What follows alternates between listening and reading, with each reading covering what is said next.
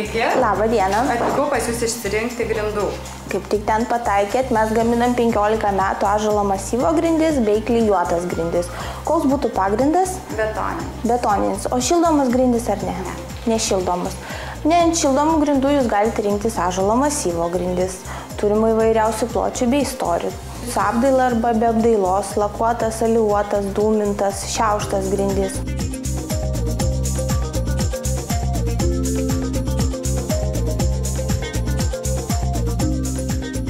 Kokį interjerą jūs norit sukurti? Aš norėčiau, kad grindys būtų elegantiškos ir kuo natūralesnės.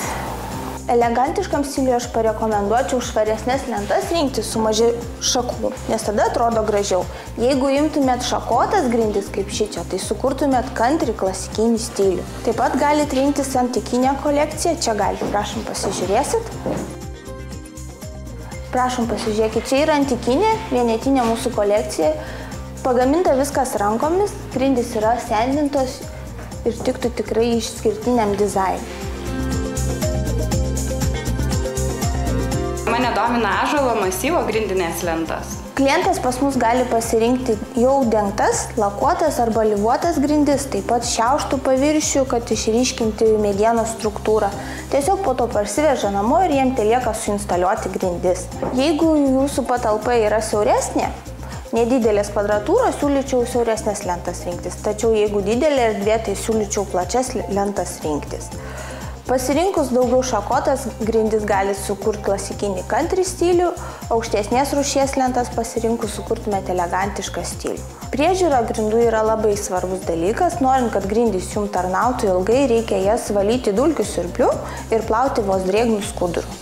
Taip pat galite papildomai nuvaškuoti arba nupoliruoti grindis, kad susidarytų plėvelė ir nesikauptų nei dulkės, nei braižytųsi paviršius. Alyvuotas grindis labai bijo drėgmės, todėl jeigu einate iš lauko, reikėtų patiesti kilimėlį, kad nesikauptų nei drėgmė, nei purvas ant grindų. Alyvuotas lentas labai gerai būtų nupoliruoti arba nuvaškuoti, kad susidarytų plėvelė ir nepažeistumėt grindų. Taip pat naudoti tik specialiai tam skirtas valymo priemonės ir plauti su vos drėgnų skuduru. Santykinė oro drėgmė turi būti nuo 50 iki 65%. Norint sumažinti grindų geometrinių charakteristikų kaitos galimybę, rekomenduotina, kad būtų baigti visi drėgni darbai patalpoje, kurioje bus klojamas grindis. Taip pat patartina parketą parsivežus namo palaikyti bent 3 paras toje patalpoje, kurios jos bus klojamos. Pakuočių išpakuoti nereikėtų. Parketlentes galima klijuoti ant betono, ant OSB plokštės. Svarbiausia, kad pagrindas būtų lygus, netrupėtų, betono drėgmė nebūtų didesnė nei 2%.